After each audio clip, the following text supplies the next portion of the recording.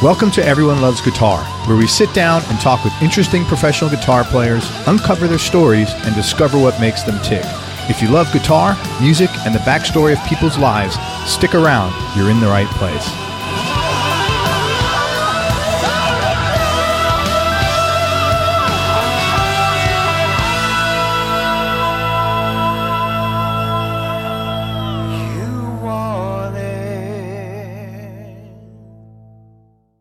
If you're a business owner and you want to increase your cash flow, or if you're a label or artist and you want to promote new music, then listen up.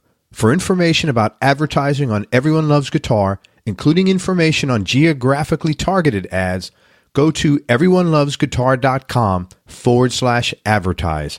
That's everyonelovesguitar.com/advertise. The Be Fulfilled Journal helps you be more honest with yourself and with others and be more open to handling things you've avoided dealing with for years. It's a 12-week online and journal program that helps you identify and eliminate things you do that are causing you stress and live in more gratitude and joy. It was actually developed by a long-term friend of mine who got sober in 2008, and he's put together a great deal just for my listeners. You get the 300-page hardcover journal and access to the 12-week video program online, plus free shipping, plus membership in a private Facebook support group with others going through the program, plus a 5-day mini course showing you how to let go of stuff that's draining your energy, plus a 30-day 100% money-back guarantee. To start your journey and get all the bonuses, go to BeFulfilledJournal.com/ELG. That's BeFulfilledJournal.com/ELG. Hey everybody, it's Craig Garber. Welcome to Everyone Loves Guitar. I've got a super cool and extremely talented and interesting player with us, with Jeff Schroeder from the Smashing Pumpkins. Just want to give a quick shout out to our mutual friend Kevin Cipriano for connecting us. A little bit about Jeff. He's been with the Pumpkins as both a touring and recording member since 2007. Grew up in LA, played with numerous bands, most notably the Lassie Foundation. And let me tell you, if you haven't checked that band out, they were a really, really good band. He recorded 3 albums and 2 EPs with them. And this is a description, and it's like above my head. It's the British shoegaze movement with the vocal harmonies of the Beach Boys. Just listen to it. It's like alt stuff. It's very, very good. I really dug it. I just got turned on to it when I stumbled on your biography. It's great. This is interesting. Between 2001 and 2007, Jeff left the music industry to pursue a PhD in comparative literature at the University of California, at UCLA, basically. Yeah. And so I have to, please don't use too many SAT words here, Jeff. No, don't worry about it. While in graduate school, I've lost my brain cells to rock and roll since then. So awesome. While in graduate school, Jeff did make one last album with the Lassie Foundation called Face Your Fun in 2004. In 2006, Jeff got introduced to Billy Corgan and Jimmy Chamberlin when they were in LA recording with the Smashing Pumpkins. By spring 2007, he was officially on board as a member of the newly reformed band, and he toured in support of Zeitgeist. In the summer of 2007, Smashing Pumpkins played a series of historic concerts at the Fillmore Auditorium in San Francisco. That became the concert DVD called If All Goes Wrong. Great name. Isn't it? If All Goes Wrong. Yeah, it's especially if you were there. Jeff began his tenure as part of the recording side of the Pumpkins, beginning with the last 2 tracks recorded for the Tea Garden by Kaleidoscope project and continuing with the awesome album Oceania. Is that pronounced Oceania? Oceania. It's like a small word, but it's got a bunch of syllables. Monuments for an Elegy in 2014 and Shiny and Oh So Bright last year. For the last 2 years, he's been also studying jazz guitar in Chicago with Tony Do Rosario. And in April of 2019, he launched an experimental music label called Aesthetic Records. We'll talk about that. And just so you know, Jeff sold out his first drop on Aesthetic Records, and we'll talk about we have a that. few left. There's maybe 5 or 6 left. Awesome. Maybe 10 at the most, you know what I mean? But that's it, yeah. And so pay attention. I'll tell you how to get your hands on that at the end of the episode, and I'm smelling big time label head here. No, I think my goal is just more to be a documenter and just, you know, like in the day and age of purely digital music, just to kind of create kind of interesting objects for people to put their hands on and take a look at. And, you know, I mean, nothing more, just kind of simple, but It's art. It's yeah. art promoting rapper and another art. Yeah. And it's, you know, it kind of just encompasses, you know, different interests I have, from art and design to, coffee to music. And it's things that, you know, you kind of tend to experience together on a daily basis. Usually first thing I do is I wake up in the morning, I make some coffee, I go and I sit on the sofa and I put on a record and usually read for a while. That's what I like. That's like kind of my ideal morning. So gonna be you in my next life. God. And then so holy smokes, you're so zen. I wake up, God, I haven't done something like that in years. Well, I don't have any kids, so that's what it is. I'm fortunate, you know what I mean? And so, but I mean, I do wake up early because I have to, like today I woke up at 5:30 because it's like, if I want to do that stuff, practice, wanted to practice for 90 minutes before talking to you. And then, you know, it's like, you just have to, it's like, okay, if I have to leave the house by this time, the day's got to start. Yeah. Yeah. What do you practice? Just curious, like this morning. Today I've been, you know, usually because when I have a truncated time, I try to focus on, you know, something that can kind of, you know, a very specific set of things. So I don't just jam. So I was working on, for the first 30 minutes, 2-5-1 lines, you know, in all 12 keys. So I learned a line, you know, that works over basic 2-5-1 jazz progression, but then do it in all 12 keys. So I just cycle it through the cycle of fifths or cycle of fourths. And so there's like, you know, I have about 5 or 6 different lines that I'm working on, and, you know, and sometimes I'll cycle them through, learning them. Like you can learn a line in one, like on a certain group of strings, but then I'll try to transpose it to another set of strings. So that line is kind of under my hands, at will. And then, I've been working through also Joe Diorio's book, Intervallic Designs, classic, which I have had for years, but now that I've taken enough jazz lessons, I can kind of understand how to use it a little bit more. And just got to, that. So, and then I've been trying to memorize as many Charlie Parker heads as I can. So good luck on that. Yeah. So I got my Charlie Parker Omni book, and just going through tunes and just trying to absorb as much kind of jazz vocabulary as possible.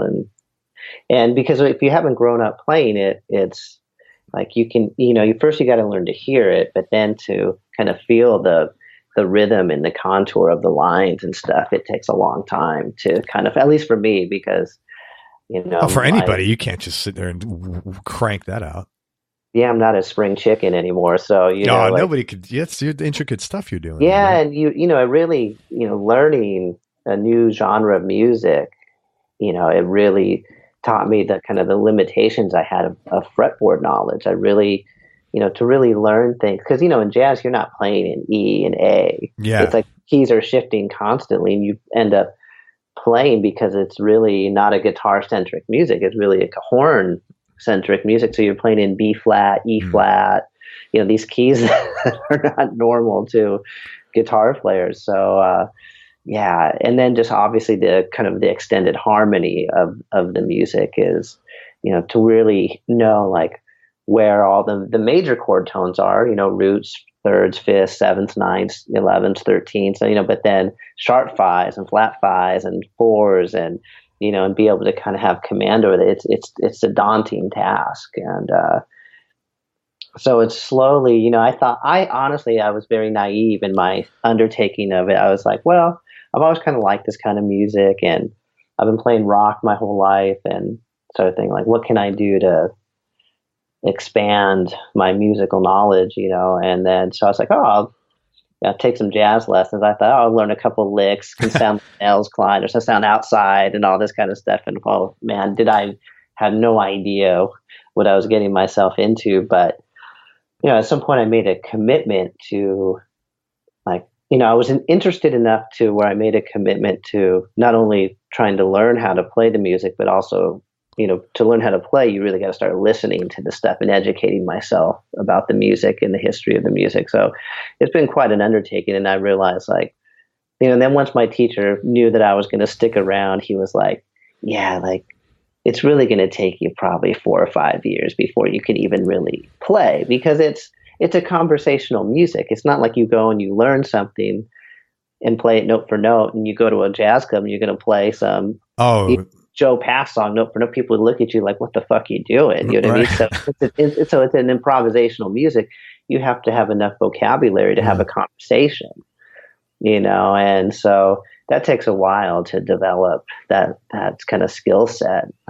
So yeah, but it really kind of reconnected me to the instrument and has made me kind of more almost like spiritually minded in terms of how I have to approach it, because it's really you have to be very patient, because it's difficult stuff, at least for me. It's difficult stuff, period. I mean, at least for you. I don't think anybody just comes and sits there and cranks that out like a. I feel like you see kids these days on the internet, and you're just like, it's shocking how much more, because I guess they have access to material that people like our generation. You couldn't go on the computer and see, how did Eddie Van Halen play that? You had to sit there and.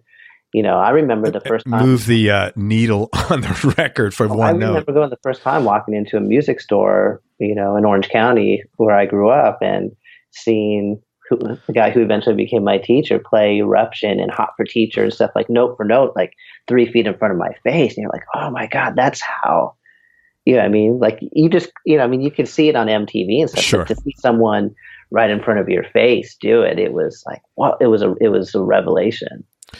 Hey, let me ask you a question, or two things. You're gonna be 4 or 5 years older anyway, right? Might as well have that, right? You're gonna be 5 years is gonna pass anyway. Might as well have jazz knowledge than not, right? Sure. No, yeah, absolutely.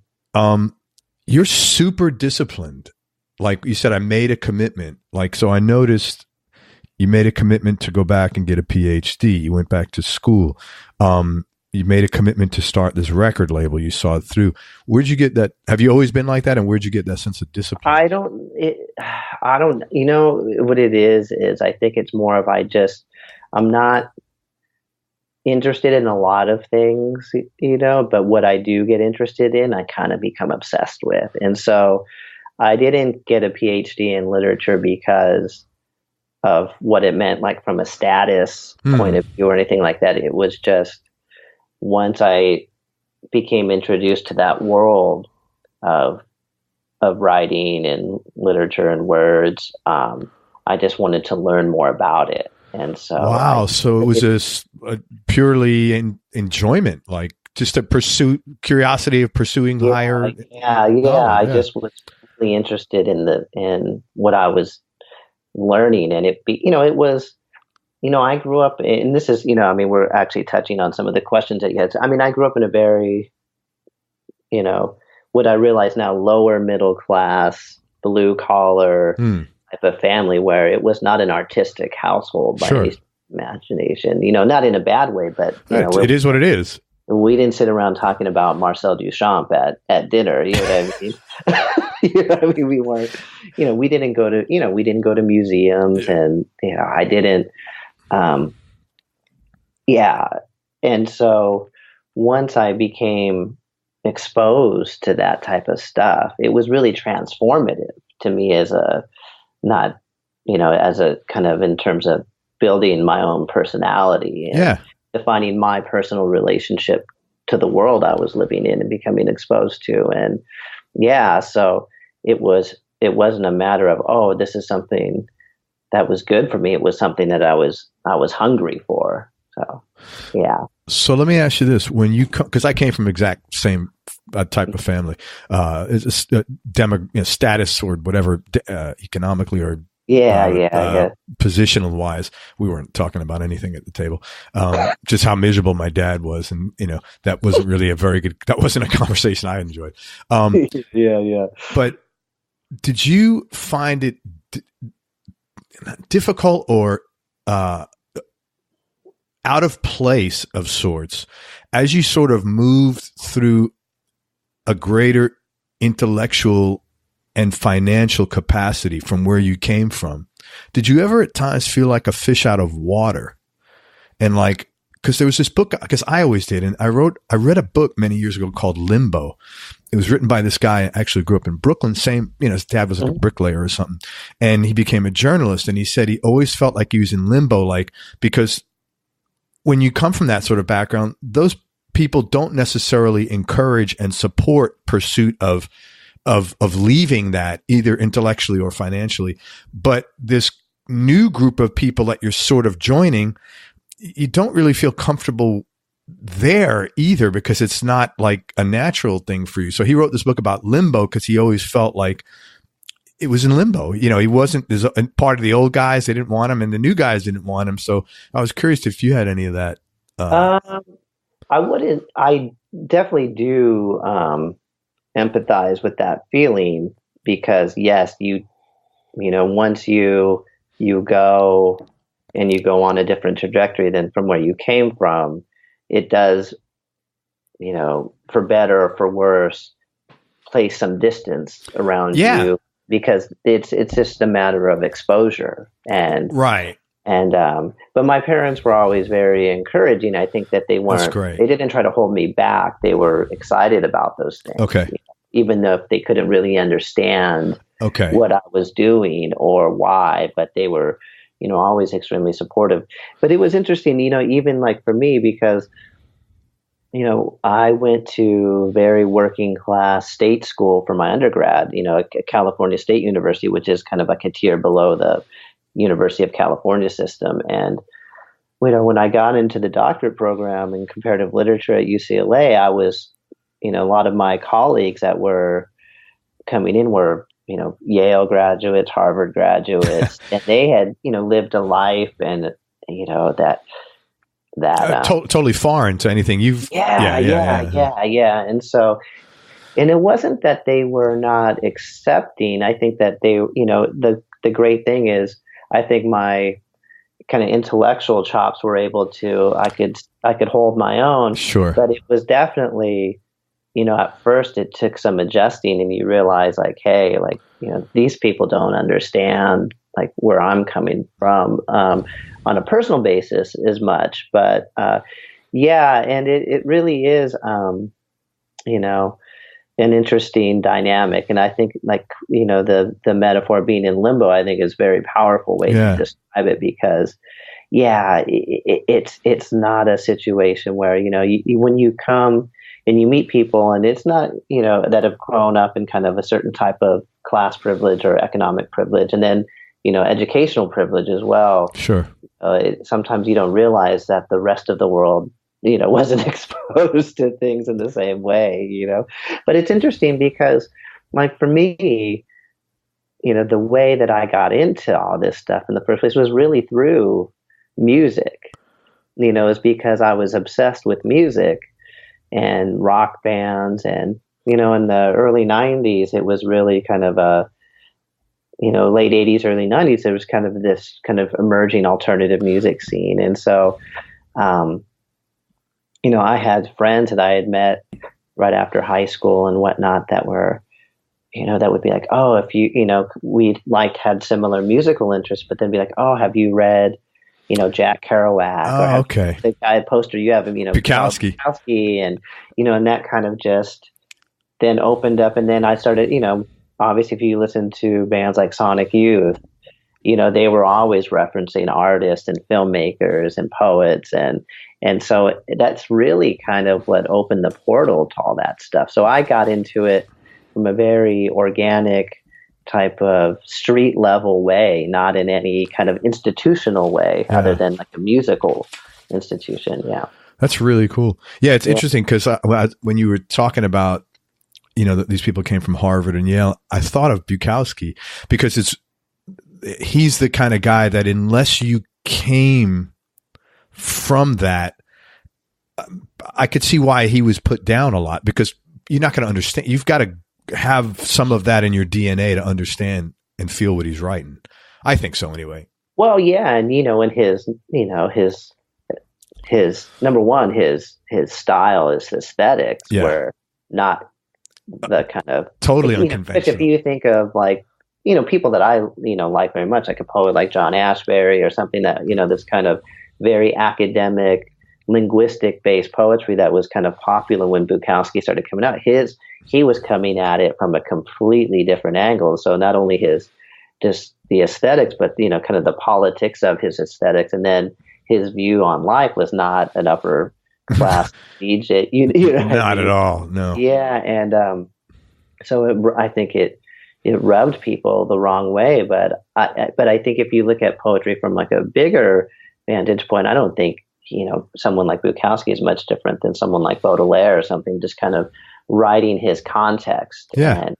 And even in the kind of the dark, some of the darkness that Bukowski talks about and the kind of the rough life that he describes, there's an inner beauty in there that I think if you read a lot of his work, that, there's a kind of humanity, there's a certain type of maybe street level ethics, into his writing. So I think it's kind of sad that he's sometimes pigeonholed as a guy who talks about being drunk and sleeping with women and stuff, it really kind of misses the point a bit. Yeah. That's the trimmings. That's nothing to do. Yeah, I agree with you 100%. Yeah, if you take a deeper dive into it, you see that there's kind of a different worldview there, and very well read. Oh yeah, very smart guy. Yeah. Dude, this is cool to talk about that. That was great. Thank you, man. And anybody listening, if you're ever interested in that book, it's called Limbo, and the author's name I think is Al Lubrano, Lubrano. Great book. Man, talk about alt music from the 80s and 90s. The Lassie Foundation, great melodies with like psychedelic rock throughout. I love that band. What happened? How come you left that? I think, at the point that we stopped playing music, I was in graduate school.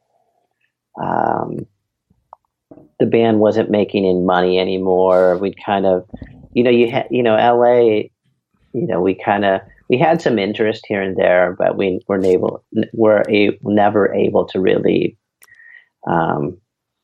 kind of turn the corner from a label business end. And it just was one of those things where, everybody's getting a little bit older. You start getting in your early 30s and you have to start thinking about, okay, what am I going to do? And that was really the extent of it. Yeah, you just hit a wall financially, but I get that's not a story that I haven't heard. It's unfortunate. What a good band, man. And we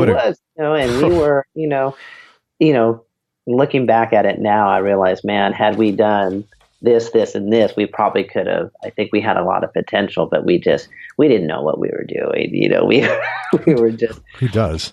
And it was weird because I think that, we came out at a time when, kind of the rules of rock music had been turned upside down.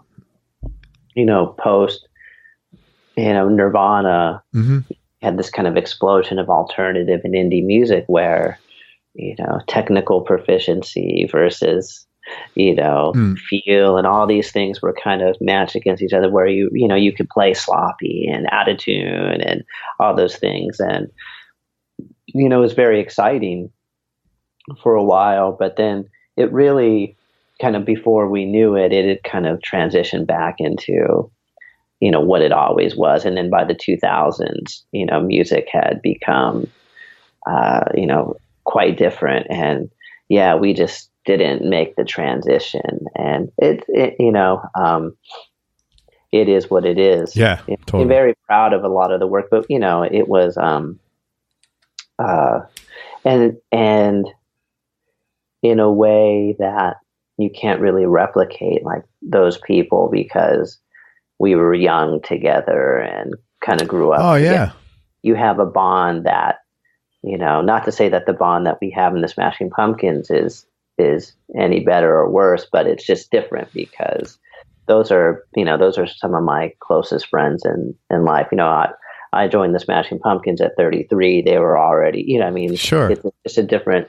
We have a different type of family dynamic, you know, that Totally it's very get it. good too. But it's, you know, none of us are 22 anymore. Mhm. So, I totally get it. I've been with my wife 26 years, and someone once said to me, a woman I know that got divorced, and then, you know, and happy in a new relationship, goes, but you know what I miss? I don't have the history you guys have to look back on exactly what you're talking about, the stumbling forward sort of, and, you know, figuring stuff out on your own and just getting it together and relying on each other. And that's a nice, so I totally get it. It's a nice, comfortable. Yeah. And you know what's so funny is because we're all still friends, and It's great. even at, you know, by the time you mid 40s, some of them, you know, late 40s, that the dynamic really doesn't change. That's it's great. Just, you know, it's just how you deal with the dynamic Yeah. change. But like, you really, like, as you know, probably between you and your wife, like the interpersonal dynamic is probably pretty similar. Oh, it's exactly this. That's why I like it, man. Yeah. It's just more of how, you know, you deal with the good and the bad. Right. I guess, right. Yeah. Much quicker to deal with the bad now. You don't let it linger. You know, it's like over. Somebody puts out an olive branch. There's no egos anymore. It's like, hey, freaking this. I'm tired. Let's just work this out. Okay, great. Which doesn't happen a lot, but thank goodness when it does, it's quick. You're like really humble. I read an interview where you said you looked up in the studio one day and you saw all these successful musicians around you and felt really grateful. And I was curious what it was like, a few things. What it was like the first time you played in front of a massive arena of people, and were there any sort of adjustments you had to make initially as far as processing and just digesting and assimilating from one scale to another much greater in scope? Yeah, it's funny because it was literally around this time, you know, in 2007. So, you know, 12 years ago. That's awesome. That we were here, you know, Billy and I were talking about the other day in the studio that, you know, we were rehearsing for Zeitgeist here in Chicago, and I showed up to Chicago. I think I had 2 guitars. You know what I mean? You know what I mean? You know, that were fucking so dirty and gross and unintonated, the intonation completely out. And you know, I walked into rehearsal and there was like 2 Diesel half stacks, 2 Wagner half stacks for me, like 4 Les Pauls. Oh my God. You know, and I'd never even played a Les Paul in my life. I had a guitar tech. Oh, wow. So, I mean, you go from literally showing up to a gig with, you know, 1 guitar, maybe 2, right? You know, a couple pedals, like I used to carry in a suitcase. You know what I mean? Sure. You know, just typical indie musician, to where, wow, you have a guitar tech, and it was. I mean, imagine. Oh, it's an adjustment. That's why I'm asking. Jimmy and Billy Corgan playing guitar, you know, and you're like, okay, you're strapping on a guitar that you've never played into an amp you've never played to, everything's totally different, and then you're expected to be great. You know, it's an adjustment, man. Literally, like those first rehearsals, I would just wake up, you know, and plus, you know, I think we learned probably like 50 or 60 songs for that tour, you know. Wow, so that's a lot of work.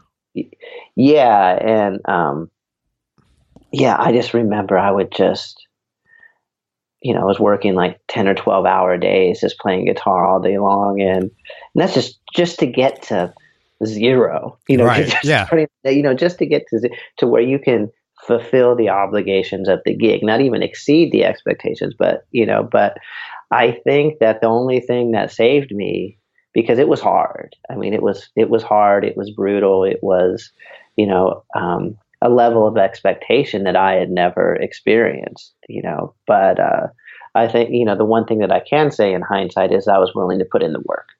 And once, you know, Billy and Jimmy saw that, you know, that I was willing to put in the work, they never really hassled me about shit, you know, because they were like, you know what, my own standard of quality was just as high as theirs. Yeah, right. So if I knew I needed to get my shit together, that I was going to do whatever it took to get it together. And so, yeah. So so we did that. Our first gig was in Paris.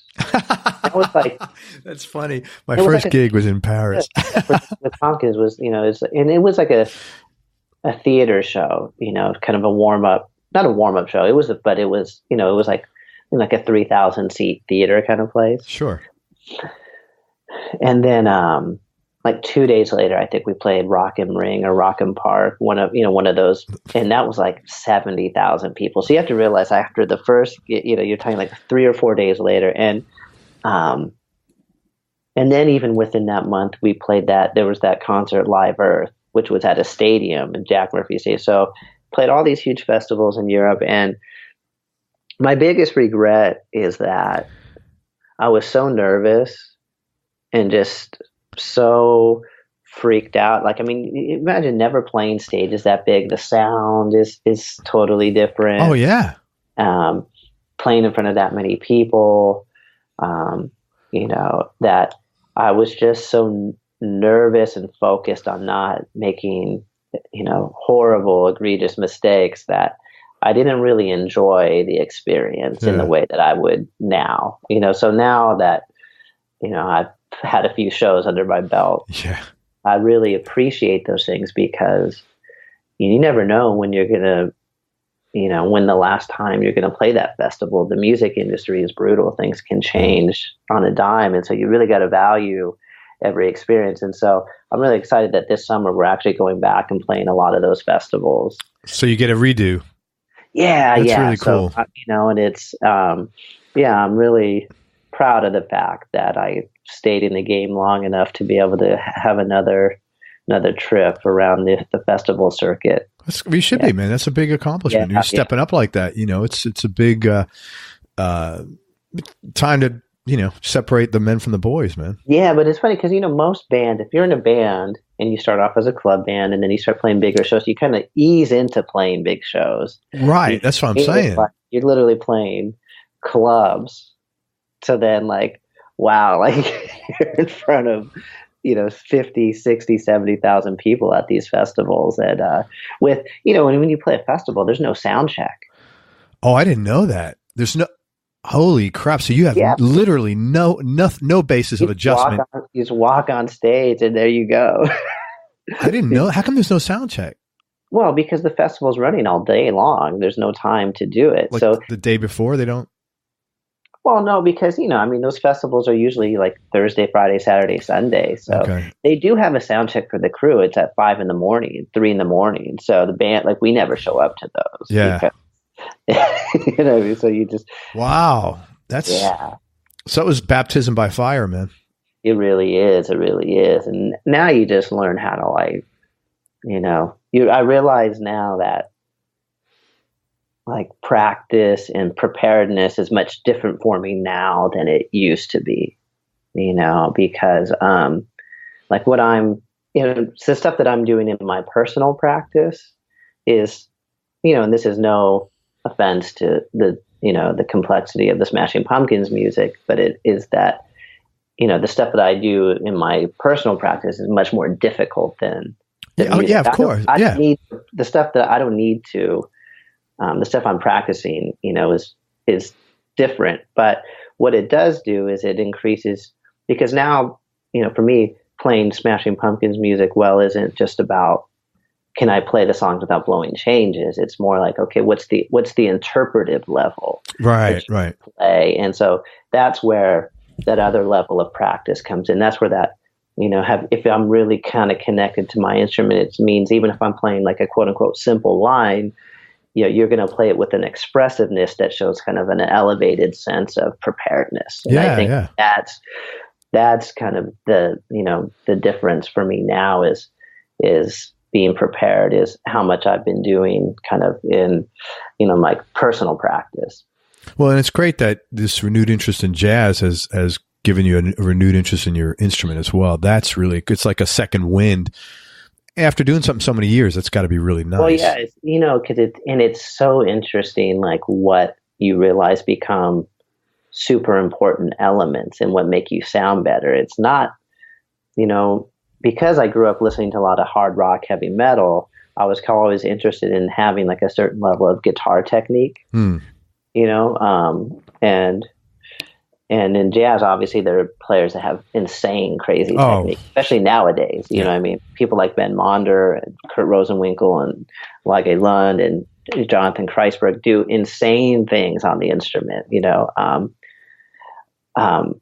but really what makes you sound better is that with, to play jazz, like your sense of time and understanding of rhythm and time becomes something that a lifelong thing that you're working on. And so you realize like that kind of focus and attention, because, when you're playing a jazz tune, people are playing displaced time things all the time. So your personal sense of where the beat is has to be really consistent, because no one may be playing that. In rock, the drum the 2 and 4, but in jazz, someone may not be playing the downbeats, but you have to remain in time. So you have to be conscious of that. And so I think that Tony, my teacher, is always, that's something we're always working on. And that's really what makes you sound bigger. Your clock. Tighter. Yeah. You can see someone play 2 half notes in a bar, and if they're placed in the right time, it sounds big, even though it's simple. You know what I mean? Yes.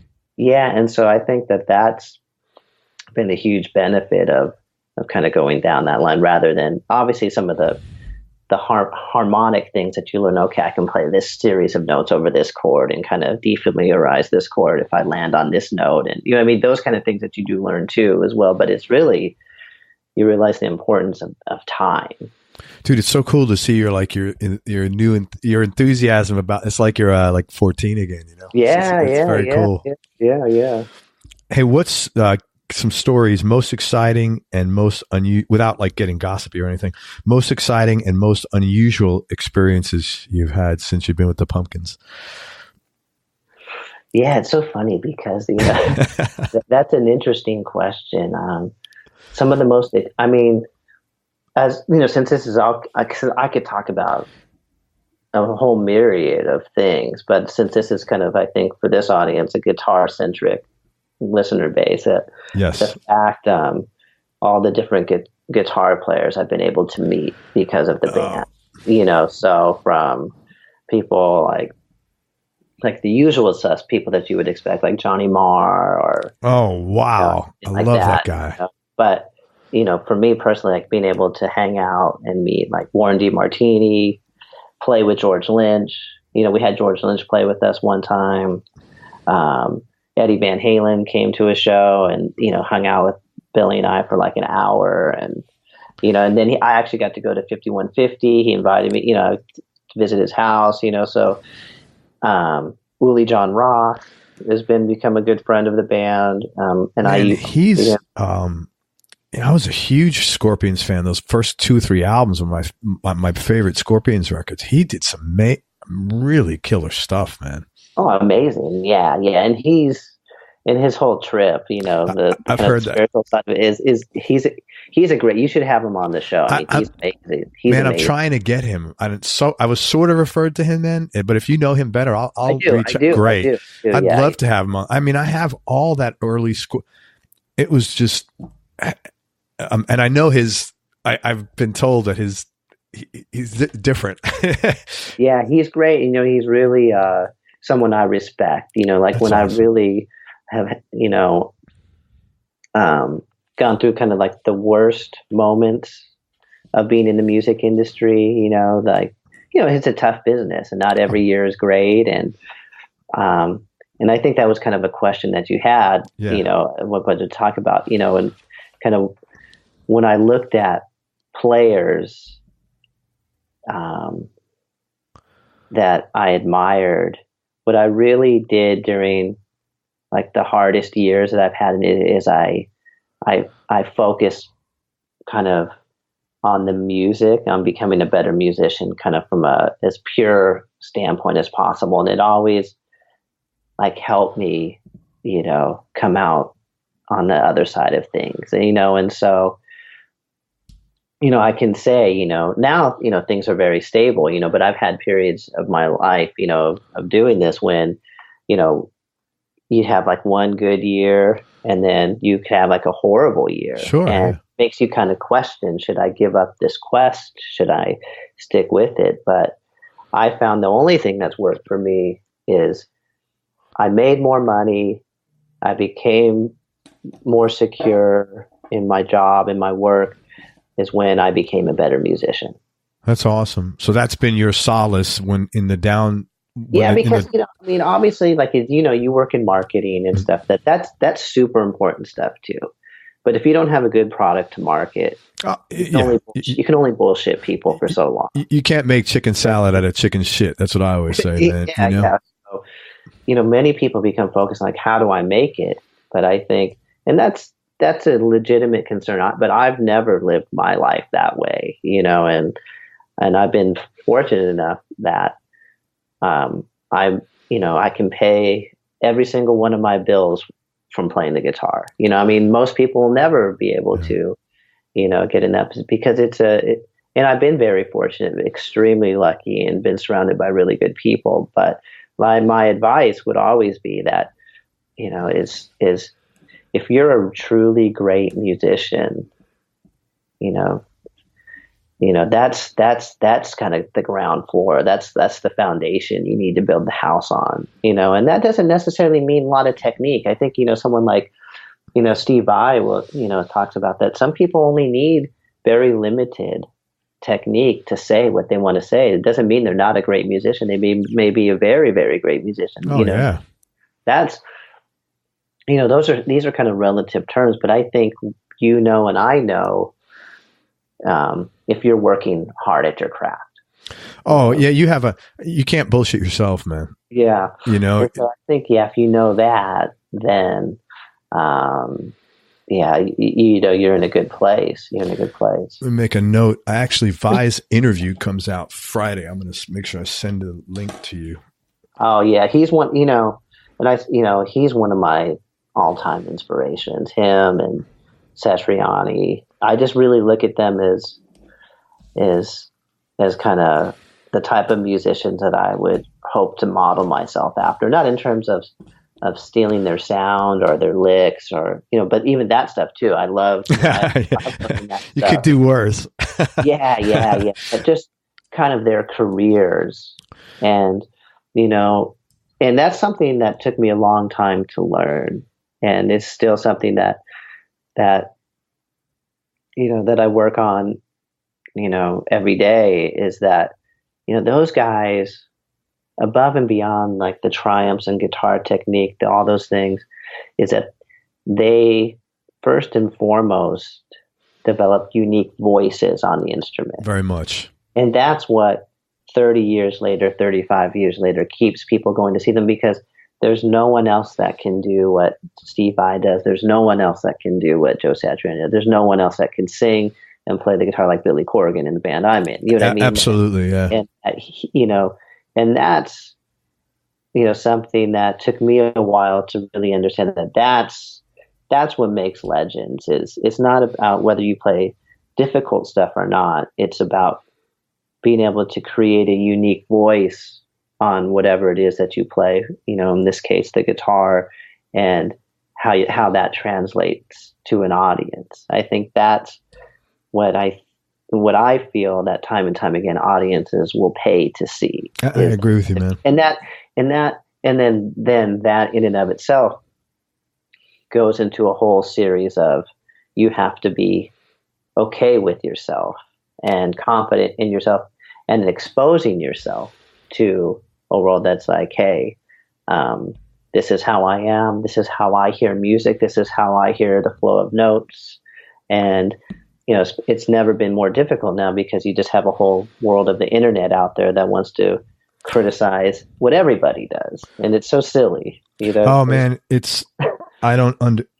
honestly, I would hope in my life I never had so little to do that I would think of like criticizing someone who's actually doing something. I don't get that at all. Exactly. Like, it is usually how most of the time people that that they don't have their own album out, right? It's somebody sitting in their, it's probably, it's someone my age sitting in their fucking mom's basement or something like that, and I'm like, somebody did something, man. You don't like it, that's fine. You don't need, nobody's really waiting for your negative shit on it, you know? Yeah. So I can imagine for a younger person, that's like hard because, you know, they've grown up in an age of this immediate reaction to everything you do, you know, because of social media and the internet and whatnot. But that's really, you know, people can't be afraid to express what's in their hearts because, especially from an artistic musical standpoint, you know, I'm being very specific here, you know, is that I think that's really those things I wish if I could go back in time, I would say like, okay, rather, you know, you know, besides learning about the instrument from a physical standpoint, from a technical standpoint, that learning how to kind of develop a unique style from day one is something that's really important, you know, to kind of conceptualize the instrument, and, and that's like a whole, you know, how to do that. I don't think there's any one path. I think it's a amalgamation of your life experience and all the different things that you might be into. But yeah, that's neck time. It's actually playing as much as possible. That's without a doubt the number one thing you got to do. Oh, sure. Yeah. You gotta put in the time, you know, and I have to, you know, like I said, I still have to do, I mean, when don't have anything else going on, I love to practice like at least 4 or 5 hours a day. Your work ethic is great, man, and it's your energy around it is really high too. Which I love the guitar. That's one thing is I do love the instrument. You know, everyone loves guitar. Great thing. Yeah. But on a day like today where I got to go spend 8 hours at the studio, it's like, okay, I'm going to squeeze in 80, 90 minutes. Yeah, and just because. Man, it makes a difference. It really makes a difference of touching that instrument every day. No, totally. Because when we're in the studio, you do this. The biggest irony is that when you're in the studio, especially we're at the very beginning of working on this album, so we're actually just kind of finishing drums and stuff. Is that you don't do a ton of playing, but we're all there, kind of helping, kind of this initial getting the record off the ground. So. Very cool. Yeah. Some more people. You said Johnny Marr, George Lynch, Eddie, anybody, Yuli, anybody else that you really enjoyed working with? Well, I've met, I've been lucky to meet even more recently, like jazz guitar players like Jonathan Kreisberg, is Peter Bernstein, is, the kind of like my new inspirations, Steve Cardenas. These are like, some of these great guitar, because through Tony, my teacher, he's got great relationships with all these people. So, yeah, I mean, I go to, when I'm on downtime, I take private lessons. I'm in an ensemble class with like a jazz with like 5 or 6 other jazz guitar players where we do stuff. Yeah, so cool, man. I do as many workshops that come through town as possible. Do you know Bobby Broom? I've seen him play a bunch of times. I don't know him personally. He's in Chicago. Yeah. Oh, yeah. He's Tony, my dear, says he's probably really the best jazz guitar player in Chicago. He's bad. He's a bad dude. He's really good. Really good. I mean, yeah. All righty. So let's talk about gear, music, and a lot of other fun stuff. Concert-wise, man, what's the 2 or 3 best concerts you've seen? Gosh. I'll go more, I guess, going back in time, semi-chronologically. I think in whenever, it must have been about 2012 or so, Billy and I actually went and saw Judas Priest. It was on the British Steel anniversary tour, so it must have been around 82. Cool. So it must have been 2012.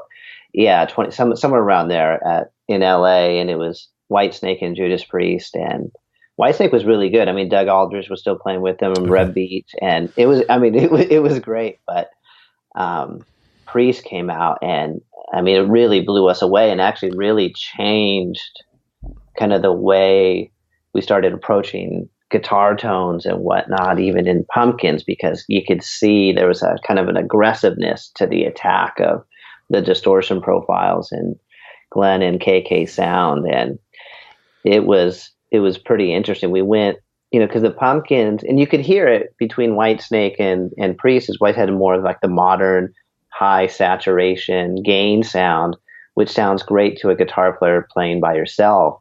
But as it translates out front, sometimes there's just almost the guitar frequency is too large. And so between the bass and the kick drum and the cymbals and the vocals, it gets a little bit muddy in there. Priest came out, the guitar sound was a little bit smaller, but more aggressive in the mid range. And so we really noticed that. And yeah, but I mean, and the band was just on fire. I mean, everybody was playing great. Rob was sounding amazing. So that was one of the best. That's really cool. That's amazing.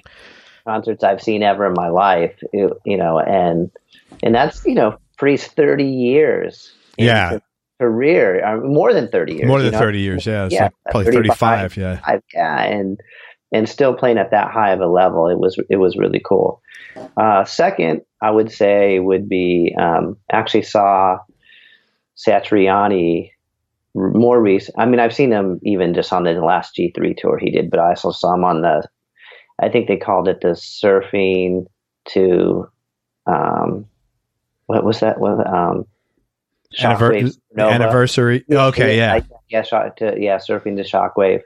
And it was like a 3-hour show. He didn't have any opener or anything. And the band with him and Mike Keneally and Brian Beller and Marco Miniman was just fantastic. And it made that material sound so big and large and have a lot of depth. And his playing was just phenomenal.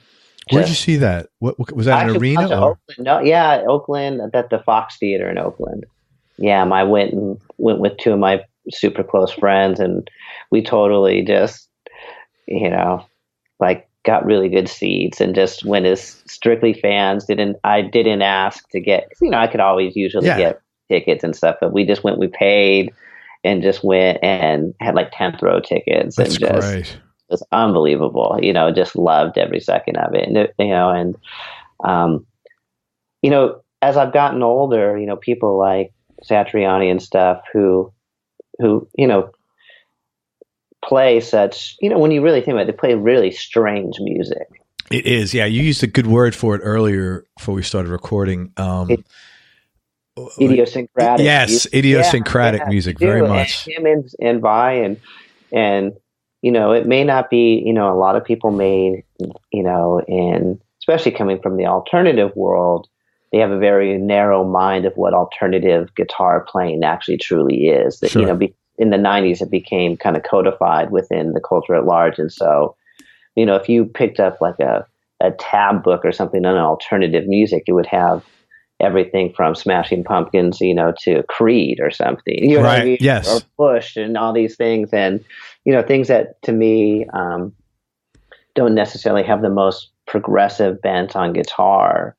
And, if I was kind of constructing my own kind of lineage and history of alternative guitar playing, I think records like Not of This Earth by Satriani and Flexible by Steve Vai are really part of that kind of experimental guitar technique that was kind of happening at that time. So on the one hand, you have that going on in guitar, but somewhere in New York, you have Lee Ronaldo and Thurston Moore doing crazy, different things. To me, it's part of the same inspiration of kind of breaking with the 70s and kind of this new era of guitar that was taking place in the 80s. So those, these types of players are very dear to me. So then to go see someone, again, Satriani, 25 years or so into his career, maybe that was even 30 years, actually, now that I think about it, or close. Yeah, because when did this first record probably came 86, out? and so this was something like 2016, 2017. So it's 30 years. Yeah. I think that's what it was. I think that's why it was more of like an anniversary tour. And to see the catalog of music and his playing at extremely high level still, if not better than. Yeah. When I saw him on the Flying in a Blue Dream tour, it blew my mind as a kid. And I just sat there with my friend from high school and was like, wow, like, how can you play like that? They didn't make any mistakes, I mean, and that was a crazy tour because that was Vivian Campbell actually had a new band at the time, River Dogs, Eric Johnson, and then Satriani. Wait, it was Vivian Campbell, Eric Johnson, and then Satriani? Yeah, and this was just the Flying in a Blue Dream tour. And oh my God. And yeah. What a concert. And so I've gone back and listened to like bootlegs and stuff from that era because when I go in with someone, I go in like super deep. And I realized, and the band with Stu Hamm and Jonathan Mover was unbelievable, really fantastic. And, but I wouldn't, but it was looser than I remember. Not in like sloppy way, but they played really, the tempos were fast. They were much younger, just playing the way that younger people tend to do. And, watching him on that tour, on the Surfing the Shockwave tour, which, you've seen a much more mature player, but, it was so good. I mean, it was the band, like I said, was fantastic. And what I walked away from was feeling like, wow, the music sounds so big, so large, so much depth to the sound. And that's more of a nuanced thing that's what I think that years of experience really gives you. Depth. Yeah. Yeah. Even to the sonic, to where like how the instruments are fitting together. And I mean, that shows like a real savant and him understanding the relationships of tone and sound and playing and phrasing, all those things coming together to where when you're listening out front, you hear all that. He's got some smart guys. I mean, Keneally, we talked about him. He's one of the smartest guys I've ever met. He's just a genius, that dude. Oh, he is. Yeah.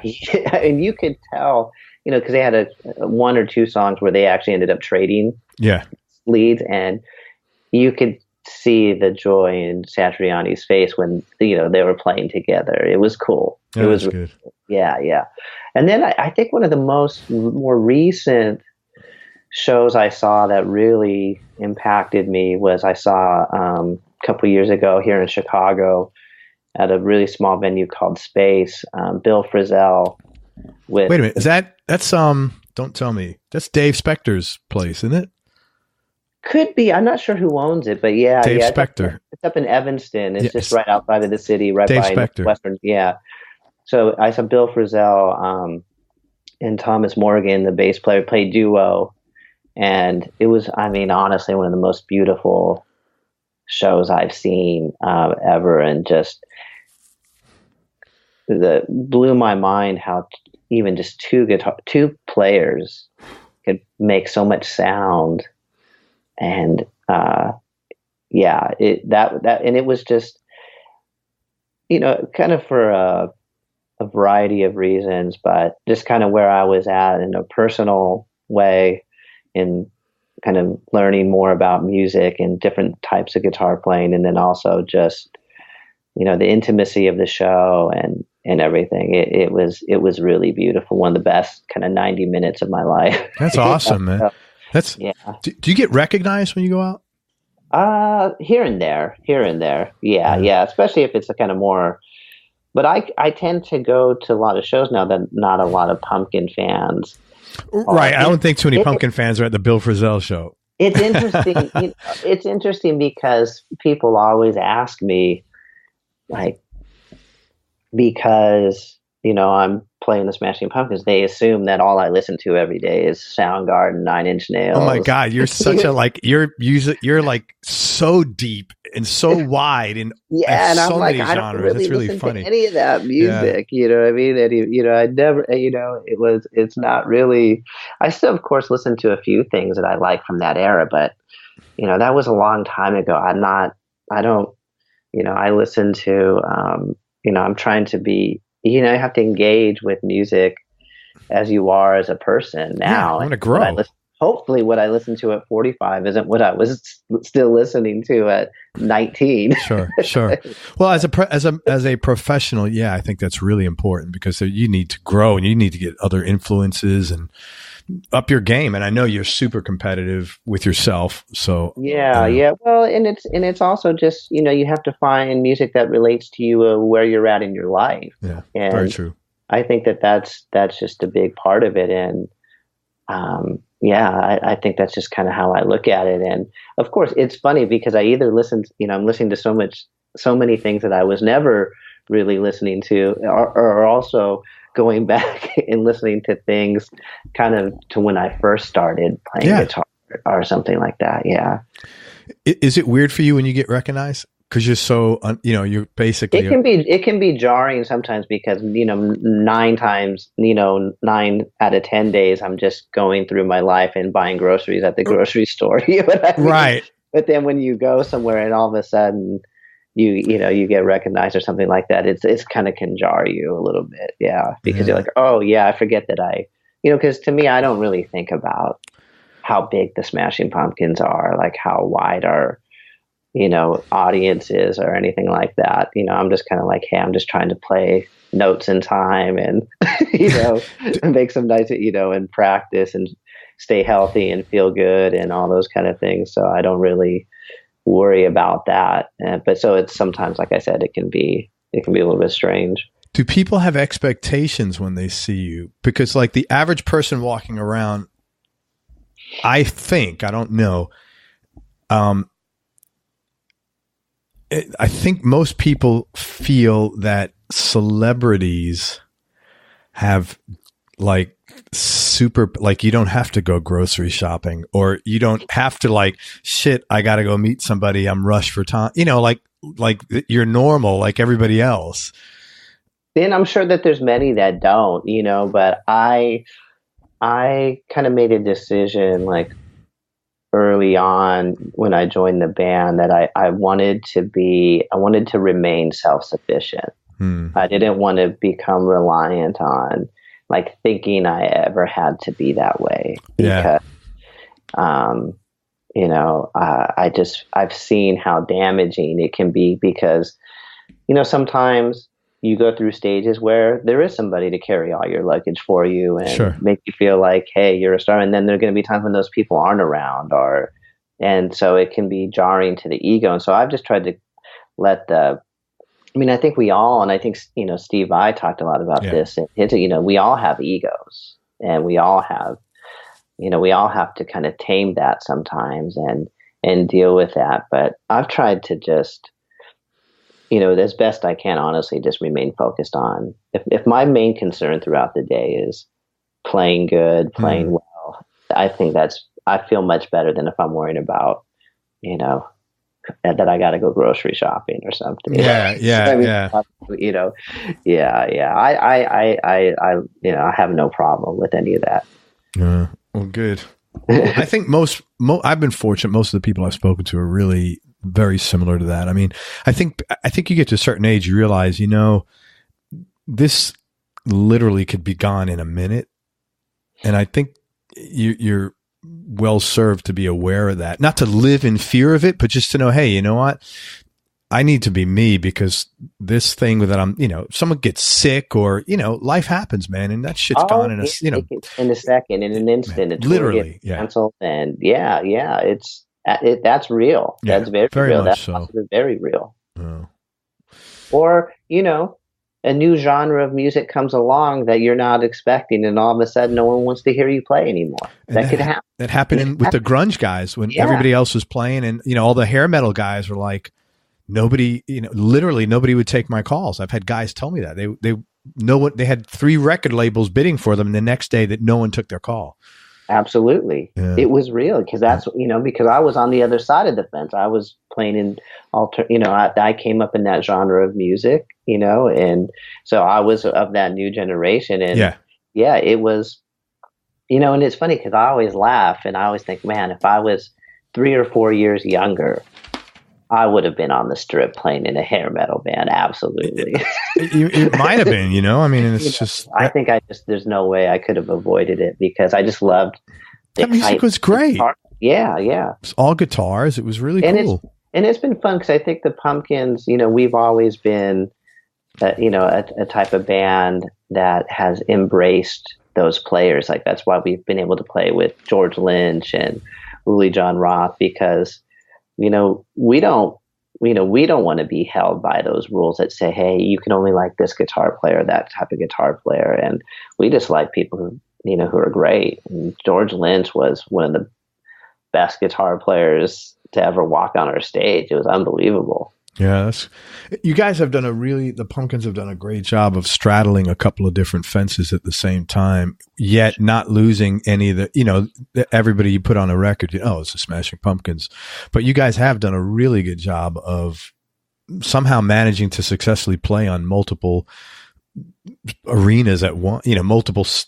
Billy, was what makes him such a unique individual and musician is that from the beginning of the band, I think he thought of the band in a way that would be more like a Zeppelin type of thing, where if you think about Zeppelin, they had acoustic songs, they had heavy songs, they had keyboard songs, they had reggae influenced songs, and so it was a really big universe from which Jimmy Page worked in. And I think that he understood that from the beginning, that the Pumpkins, to be the type of band and as big as he wanted it to be, that you'd have to hit people on, from all sides. And so I think when you really think about the Pumpkins, I think it's hard to, for us sometimes, because people want to categorize you as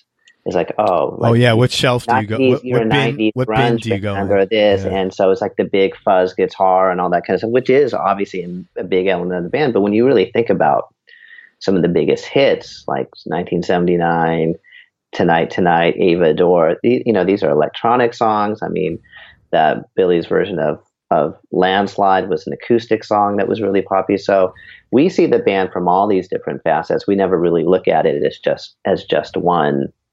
A one-sided type of thing. So that's great. Guitars, man. I know you got a shit ton of guitars. What's your go-to right now? And like, what other second, third, and fourth would, Well, live I'm playing, I work with Yamaha and that's been a great relationship. So I've been playing a lot of their guitars. And on the last tour, I was using a prototype guitar that's like a bolt-on type of guitar that were alder bodies, maple necks, and then I had put in one humbucker and a single coil size humbucker in the neck, kind of like a DeMartini type of. Actually, I got it from Satriani because I think on his new JS models he has like a single coil size humbucker in the neck and then a full size humbucker in the bridge. But I use like a Duncan JB. Mostly because I really wanted that kind of hot rodded super strat type of sound for this last tour. Is that like a Jeff Schroeder guitar? Are they putting out or something? No, it's just it's a model that they're thinking of putting out, and so they said, hey, this is something we're developing right now, would you mind taking these, so they built me 4 of them and road test them, see they sound really great. And so I've been using those, and I've been using obviously the new Revstar line quite a bit. And then a few other things here and there that they like feel like they have like the SA 2200, which is like a 335 style guitar. So I have a whole arsenal, and then I use Billy and I both use all their acoustics, mostly the LS series acoustics. And so the relationship with them has been really great. I mean, they treat us with the greatest amount of respect. And historically the band hasn't had always the greatest relationship with instrument companies. So to have this relationship with Yamaha has been really, really wonderful. And now, and they also own Line 6 as well. So Billy and I are both using Helix quite a bit for effects live. And so that's been really good. But when I'm playing at home, it just depends, like kind of my go-to acts is actually I have like a hot rodded Strat with the Floyd Rose. Oh my God. And three Fishman Fluence right pickup. So it's silent and that's kind of what I've been using lately for stuff that I'm doing outside of the band. That's yes. So it's cool because when I first started playing guitar, I played Strats. That was my first guitar was a Strat copy, and then I got a Fender, and I played Fenders mostly till I joined the Pumpkins. I played Jazzmaster for a while, but I've gotten off of those. I really have no interest in playing the Jazzmaster anymore. Why is that? Just like how? Okay, how is the Jazzmaster? Like, how does that? First of all, I love the way it looks. It's got way too many switches for me, man. Like it's like a cockpit of a plane when I look at that thing. Yeah, I think when I first started playing them, it was more, I was really into Dinosaur Jr. and My Bloody Valentine. And so they were playing, obviously Jay played the Jazzmaster, and then My Bloody Valentine was playing Jaguars and Jazzmasters. And so they weren't that easy to get. And so the one I still have to this day, I had to go to the music store by my house and actually order it from the catalog. Really? From Japan. Because I think, at the time in 1994, they only had Japanese reissues. They may have been making a few in the US, but not really. Like you couldn't. And so the guy was like, all right. So, and so I still have that guitar, and it's been heavily modified. Like the only thing that's on it that came originally, I think, are the tuning pegs and maybe the string tree. But everything else, I've had it refretted, and the actually fretboard reshaped to kind of a more compound radius so I could get lower action. I put mastery bridge on it. The pickups are done. Yeah. So I've changed pretty much everything on that guitar. But strangely, it still sounds very similar to what it sounds amazing. It's like one of the best sounding Jazzmasters I've ever played. But I just kind of got out of playing. I don't really like the sound isn't what I want anymore. It just doesn't really, it's not really where my head is at from a guitar playing perspective. And I think also they've become like so trendy that to me, it's like in this day and age, it's like what maybe an Ibanez or a Charvel was in the 80s, where like, you see all these bands, all the alt bands playing these guitars, and so I don't want to be like, I have to, there's an adversarial part of me that goes, well, yeah, I don't want to do that. No, I feel you on that, man. Totally. And I'm not interested in the word, but I think that's, I don't want to be, if I really love the guitar, I would play it. Yeah, sure. But for me, the reason I'm playing, when I play like this kind of souped up Strat with the Floyd Rose and the Fluence pickups, it's because, it's kind of more where I'm trying to meld certain styles of guitar playing. And so I really love kind of a lot of the stuff from the high period of 80s guitar, heavy side of playing, Spy, Satriani, this kind of stuff.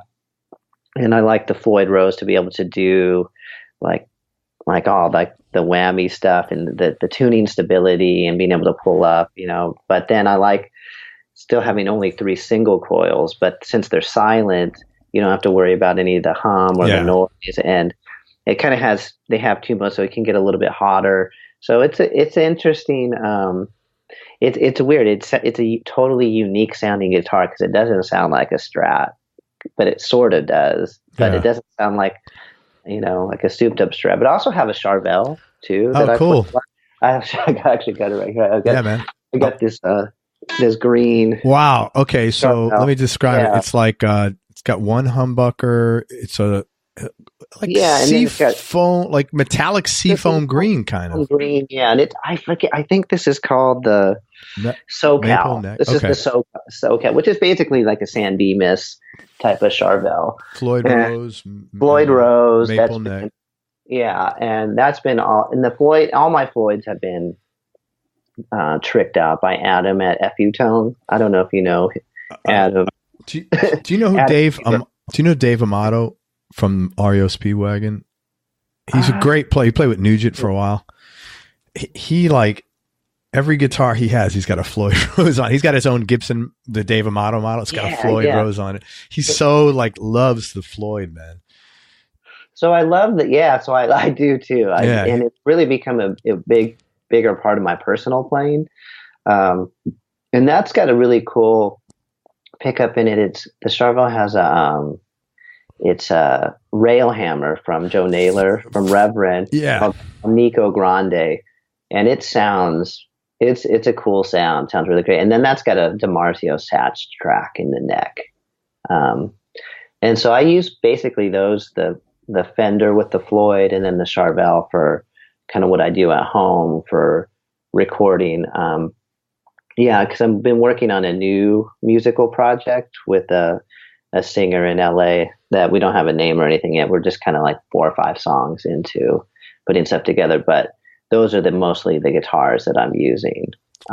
What's that guitar behind you, man? I've been looking at that ever since. That is a gorgeous looking. That is the main guitar that I use for a lot of Pumpkin stuff. That's for Pumpkins record. I use that. It's a 72 Les Paul Deluxe. Can I see that, man? That is so cool looking, dude. Oh my God. I've been looking at that like since we started talking.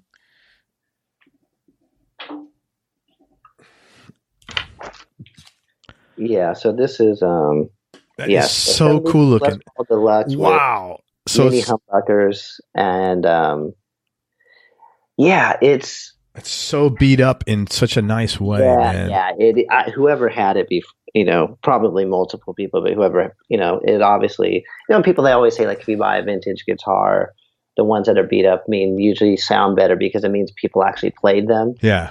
Pristine ones may look great, but obviously somebody played it.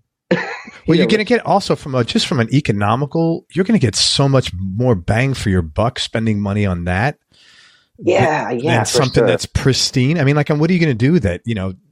Hang it on your wall forever and watch it grow in value. I mean, like, really? No. And so this is I love this guitar, and this is for Pumpkins. This is in the studios. Probably is always going to be my first guitar to go to for rock type of sound stuff. Such a cool looking guitar. So let me describe it. It's what is it? Is that? It's a gold top. It's a gold. Okay, it looks green now. It was a gold top. Yeah. Okay, it's beautiful, man. So it's faded and it looks kind of greenish almost. It's like a greenish hue, especially where it's worn. Yeah, which is something to do with how they painted them underneath and the nitro lacquer that they probably used at the time. And so I actually had to have this. There's a great guy here in Chicago, Jeff Benge, who's a luthier repairman, and it played pretty good, but to get it to play, like, I really liked super low action, of course, with no buzz, and so to get it like that, he actually had to reset the neck. So so he did some major surgeries to where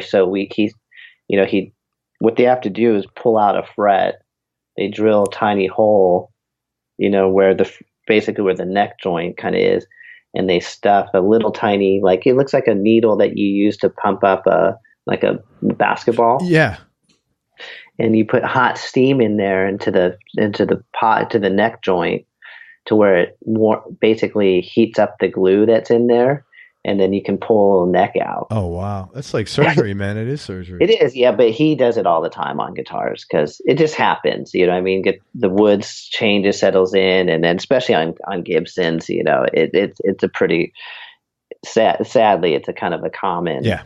It's not as easy to like on a Strat, you just put a neck shim or do something to kind of, get the neck where you want it. But on a Gibson, it's much harder. So he did, and then he redid all the frets. And so now it plays and sounds amazing. Such a cool looking guitar. Yeah. So that's. And I did take it on tour a while, but now I just leave it here because, the way the economics of touring and stuff that, they end up shipping most of the gear, if possible, on boats. So they stay in these containers and they're floating across the ocean. Yeah. And, no, it's too much risk, man. I feel you. Especially if you have 3 guitars that you enjoy playing on stage that are proven. Like, why reinvent the wheel? Yeah. So, well, that's a beautiful guitar. Is that an ebony neck or a rosewood? I couldn't. It's probably ebony, I would assume on this, but maybe it is rosewood. I don't even I don't know. It looks like rosewood actually. Okay, yeah, I can't tell here because it's through Skype. That looks great, man. cool because I've just been salivating over that thing, to be honest with you. Ever since I saw it, it just looked like, it just looked really cool, man. Yeah. No, I do love it. And, actually a guitar I'll show you my last fairly recently is I got this, Oh, that's cool. the Ingve Malmsteen. Scalloped. I could see the scalloping on that, man. Yeah. Yeah. How often do you buy guitars? Like, when you're out of town? Are you the guy that's the first thing you do is you go to the local guitar? Not anymore. No. I'm actually going the other direction. Selling guitars. I should be. I mean, I'm not. I've often thought my website. This show would be a great clearinghouse. Like, I should have a slot. You should because like. It's just more for me, like I think where I'm going in a personal direction. I feel like I just like when I was young and wasn't making any money playing music. I literally, when I showed up to my first Pumpkins rehearsal, I had 2 guitars, my Jazzmaster and the Telecaster. That's it. You know what I mean? I showed up with, that's all I had, I think I had my Strat still, but I didn't even bring it because it was so beat up and so non-playable that I didn't even bring it. And, so now I have, I don't know, like some stupid amount of guitars, and to where it actually gets to the point where it stresses me out. Just things, when you have too much things, it's just, it is stressful, to be honest with you. It's just, and it's really unnecessary. Yeah. I think, because when you really think about the greatest guitar players and the greatest guitar sounds, there are a few players like the Edge or somebody who uses a ton of different stuff all the time and creates these beautiful, amazing soundscapes. And I like him too, but for most rock players, when you really think about it, they kind of get the most out of fairly minimal things. Yeah. And you can go back to whatever, whether it's Brian May or David Jeff Beck, Jimmy Page, David Gilmour. Or Eddie Van Halen. It was like the one guitar, the one amp. Yeah, he had a few pedals, but he really maximized all the kind of the sounds out of that. And so I'm just trying to get to a place where more I'm using the kind of a set of tools and getting the most out of those things, and really trying to develop a relationship, I think, between that guitar, certain pedals, certain amps, and I feel like kind of the dabbling too much, I just waste a lot of time that isn't, that I could spend doing something else. And one of the main reasons too that I started wanting to get into jazz is I was feeling a little bit like a little bit of, I don't know what I would call, a certain type of anxiety, because if you read gear blogs or watch YouTube videos, there's so much stuff coming out, pedal reviews, demos. It's obscene. It literally obscene. And there's so much stuff that you start going like, well, do I need that? Is this something that's going to be a game changer? And then thousands and thousands of dollars later, you realize, wow, none of this has changed. Well, especially at your level, man. I mean, you're like a very accomplished, as a musician and as a player. Like, it's not possible at that level of anything where you're going to, if you can find something that increments your, 1%, that's an accomplishment at that level, and that's all you're looking for, man. Yeah. And so what I realized, I said, what the biggest game changer is going to be? My hands. Yeah. Wood shedding. Absolutely. If I can play better with this, with just nothing, the guitar, my hands, if that's going to change the way you fundamentally sound more than any pedal, any guitar, any amp. It's how you touch the guitar, how you pluck, the note choices, your timing. Those are probably the biggest factors in how you sound. For sure, man. And so that's why I was like, well, I want to more focus on that. And then I realized, okay, now if you listen to a lot of contemporary jazz guitar players, they have fucking massive pedal boards too. You know what I mean? They're Are they really? I didn't know that. Most guys do. Yeah. I mean, there's some like, if you go see Peter Bernstein, he plugs straight in, but if you see like Kurt Rosenwinkel, I think he used Axe effects. Oh, does he? I didn't know. He's got a ton of pedals, and guys like even like Gilad Hexelman. I mean, he's got a lot of pedals, and yeah, and then and it's amazing because when you see people that can play at that level and use effects and pedals, it's a cool thing because they can do such great stuff. Do you know did you go out and buy some semi-hollows? Of course. That being said, I did buy some jazz boxes. Yeah, my main is I got this 78 Ibanez GB10. What made you pick that? What made you pick that guitar? My teacher saw it okay. at Chicago Music Exchange, and he was like, "Man, you should go check out that guitar because it's a good one, and I think you'll dig it." And it kind of because when I first started listening to music, my dad was really into George Benson, and so we used to listen to that. We didn't have a lot of money, and so a Saturday night for my family would be sitting at home in front of the stereo listening to records because we didn't have much else to do. And that there's an album by Benson, Weekend in LA, and if you open up the cover, he's got that exact guitar that first year, 78. GB10, same color and everything. So when I saw it, I said, you know what? It kind of brings me back full circle. And he was one of the first guitar players I really identified. Like, wow, I like the sound of guitar. Because I started listening to that when I was 4 or 5 years old with my dad. We'd sit there and listen to it. So I thought, you know what? I got that. That's going to be my. It's so cool that you have that same. That's just a beautiful thing about music and specifically guitar, that here you are 35 to 40 years into playing the instrument, and you have the same sense of enthusiasm about a particular guitar sound as, the guy who just starts and says, man, I want to get a Les Paul because so-and-so, or a Flying V because so-and-so, that's such a great thing about a compelling, powerful thing about music. It's unexplainable, the yearning that it causes you. No, absolutely. Which is, of course,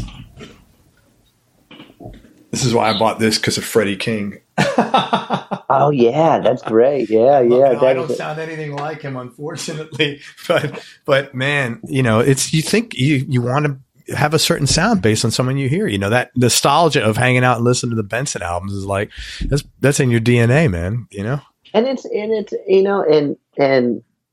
and for a guitar that's 40 years old, basically, or 41 years old, for kind of contemporary jazz, it actually kind of works because it's not too thick of a guitar and has a lot of punch, and it's a laminated body, so it doesn't feed back, and so if you are more into like the way that kind of contemporary jazz players are kind of combining this traditional and modern approach to playing, it's a great guitar because it still has a lot of cut. It's not fat and too warm, and so it works great with pedals. And if you play with delay and reverb, which a lot of guys do, it still works.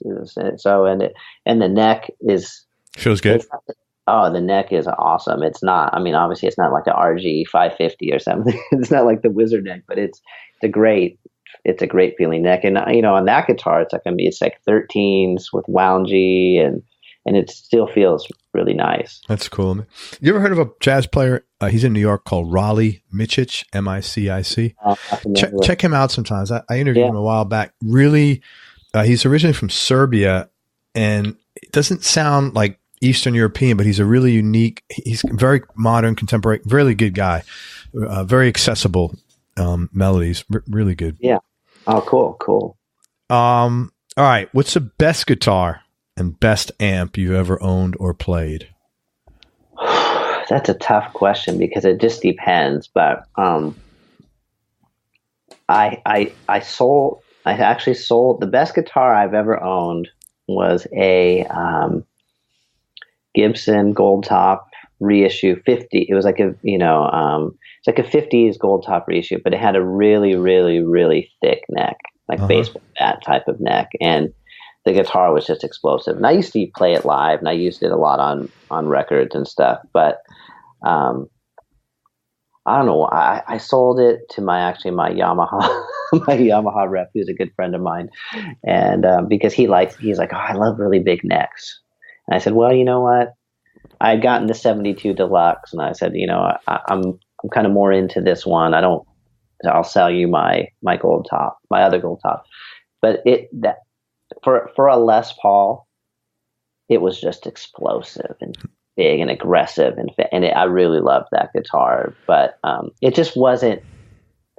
It was the best sounding guitar I owned, but I felt like it just wasn't me. So I kind of had to part ways with it. My favorite amp right now is I have is built by my friend Brian Karstens here in Chicago, and he is the amp repair guy at Chicago Music Exchange, but he just started his new an amp company a few years ago called Karstens, Carstens, and he's built a combo amp. It's called the Black Flag.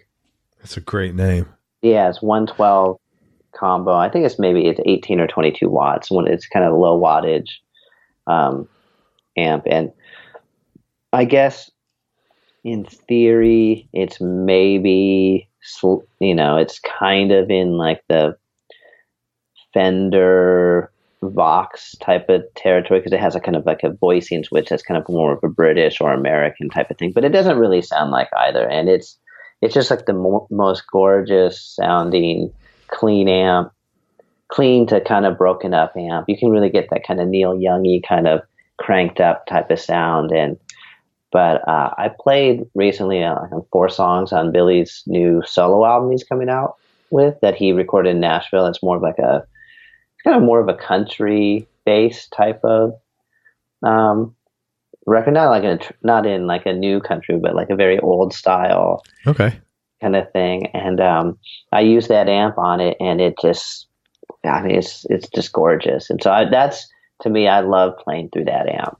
That's kind of my favorite. Yeah, that's maybe the best amp I've played to, because you can play my Les Paul Deluxe into it, sounds amazing, but if you plug a Strat with 3 single coils into it, it sounds amazing too. It's completely different, but yeah, it's really cool. It takes pedals really well, but if you just plug straight in and crank it up, it sounds great. It's just one of those magical things. Yeah, so the Karstens Black Flag. Love the name. Yeah. Music. Desert Island Discs, top 3. Desert Island Discs. Just for now, man. Like literally right now, like I could ask you this question later and you'd probably have 3 different ones. Kurt Rosenwinkel, East Coast Love Affair is, East Coast Love Affair. What else have I been listening to? A lot. That's the first time someone's put Kurt in the top 3. Really? Surprisingly, yeah.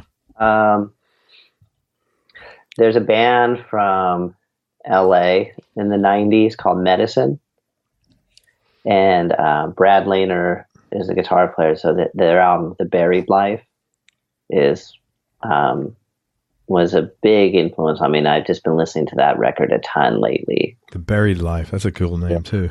And then the third would be the new Bill Frisell and Thomas Morgan record called Epistrophe, just came out.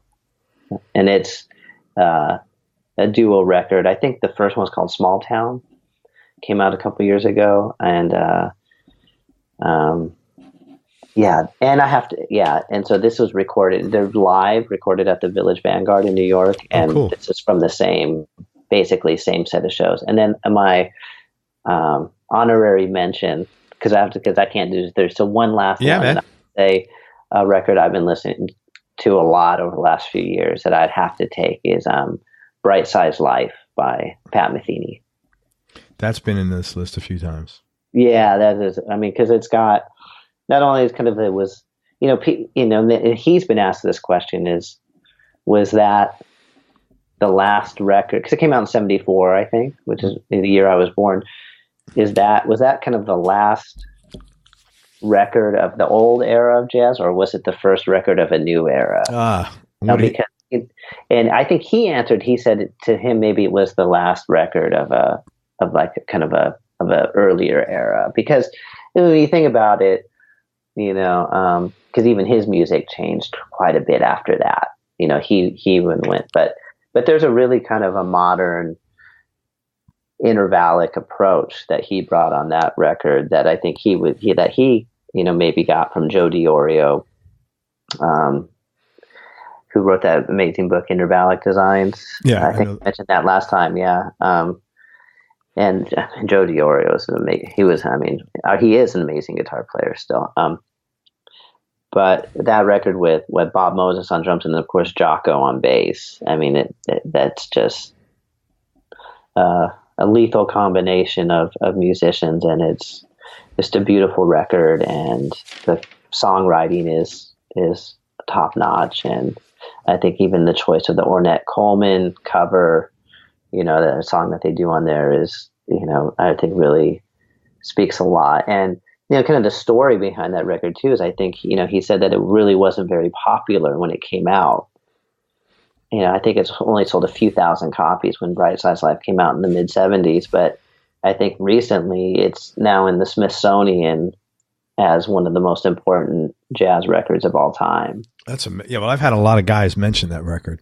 Yeah, and and that's what and that's why Pat Metheny, he's always kind of said, like, you got to kind of believe in yourself and in your music, even if it seems like, because even if it's not popular at the time, you don't know what future audiences are going to be there to hear that may be into it.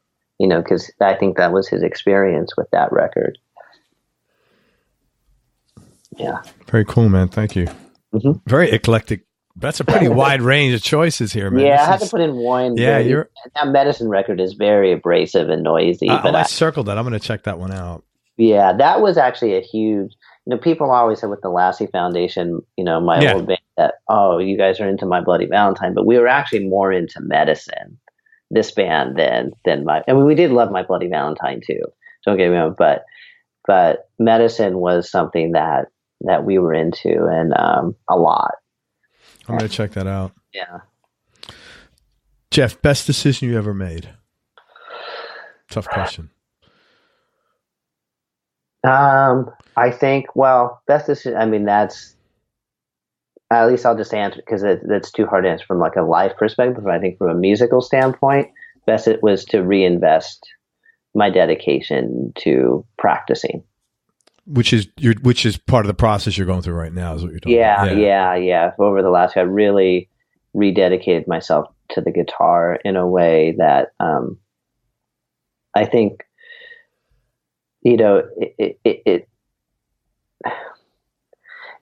it's hard to compartmentalize life, and as I've gotten older, I really feel like that isn't where my mind is leading me. And I think that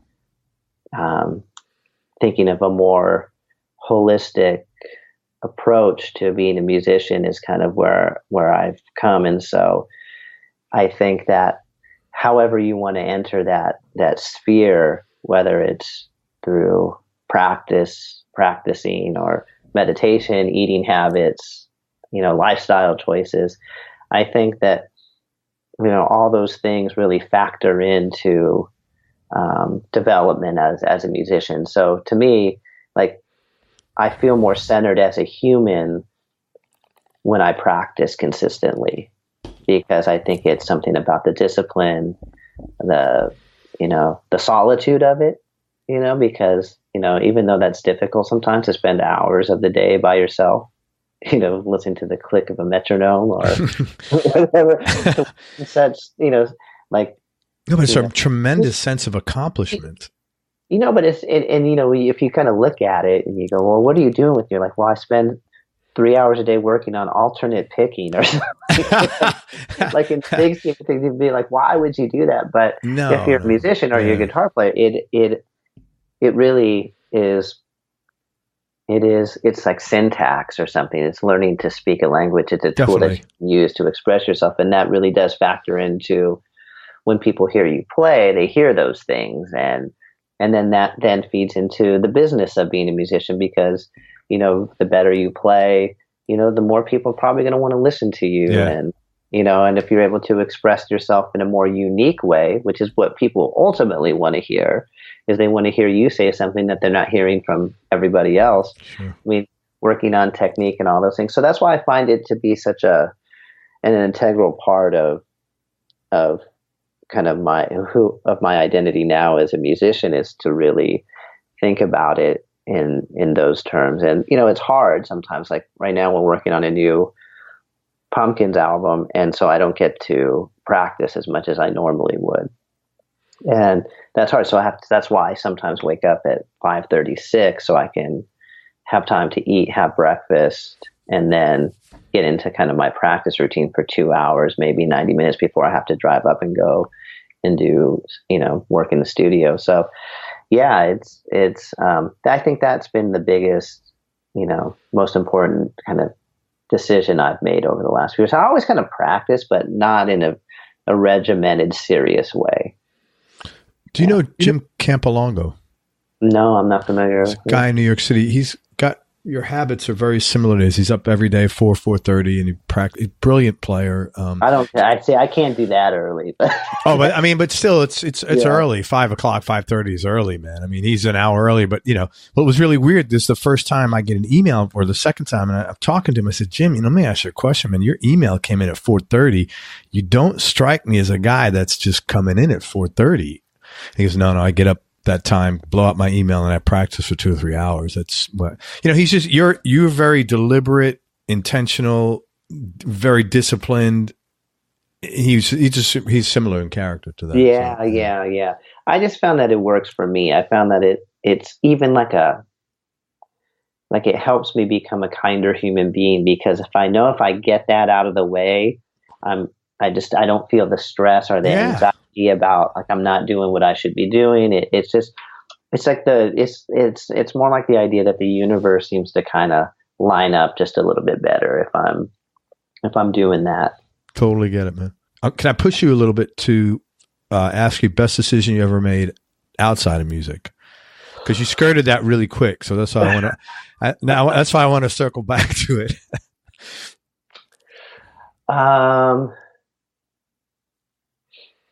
I think the best is, maybe is, and it's hard for me to say this, is I think maybe the best decision I ever made that way was to leave graduate school, because I really wasn't happy. I really wasn't happy. And that was hard for me to accept. And I think and from a life perspective, I think it really made me kind of confront so many different, fears and anxieties that I had about my future and whatnot. But it really was something that allowed me to, have like a different type of inner belief, in myself, which ultimately has become, more significant and more powerful than anything. So, but that was a really hard, that was probably the toughest decision I ever made. And it took me years to get to that point. Good for, man. Years. Thank you. That's really cool of you to answer that. Thanks, man. It's funny. Yesterday, all the way, 'cause I did everything. I got what they call in academia, I got ABD, everything but dissertation. So I went through all my exams, everything. And, I'd probably written, drafts of a couple chapters of it. And I just realized, like, I can't do this. And that's tough. So it was hard. And it took me years to get there. Yeah. It's like any relationship you have, it's like almost any decision. It's like that you don't pick up the phone and call the dentist the first second you have that pain. You don't leave your wife or whatever relationship you're in the first day you realize, I need to get out of this thing. Relationships are hard to break, even when it's better for you. It's just, I think, us as humans, it's hard to do. Yeah. But it's funny. I was interviewing somebody yesterday, Eugene Edwards. He's Dwight Yoakam's guitar player. And we were wrapping up. He goes, hey, I want to ask you a question. He goes, how are you different 500 interviews later? And I said, man, that's a really good question. And one of my answers was, I'm so much more cognizant through talking to all of you guys about how important it is to be happy in what you do, and how much gratification and how much you deserve that. Like, that's a core fundamental happiness in general, how, that, especially in your career. No, that's what I mean. That's what I'm talking about. Like, I think, it's like when you ask me those questions, it's hard for me because I'm trying not to separate all those spheres too much. And I think those spheres. Yeah. Because, like, I really think it all feeds into, who you are as a person, which feeds into the music and and the creation of music and the playing and the types of levels of expression that you can have. And I think that that's why, someone, even like Steve Vai over the last few years has really kind of turned the corner on how he talks about being a musician. And it's, and it's more like the discussion you guys had, this kind of much bigger picture. Yeah. As, and that seems to me to make a lot of sense. I really, my wish is I wish he'd write a book. Vai? About that type of stuff, kind of his, like a spiritual memoir or something of kind of his journey into that way. Cause I think he's got such an insightful mind that way. Instead of the power of now, like from Eckhart Tolle, would be the power of Vai. Exactly. Yeah. Well, thanks for sharing that again. That was cool of you, man. Of course. Related question: most important thing you've learned about yourself through life?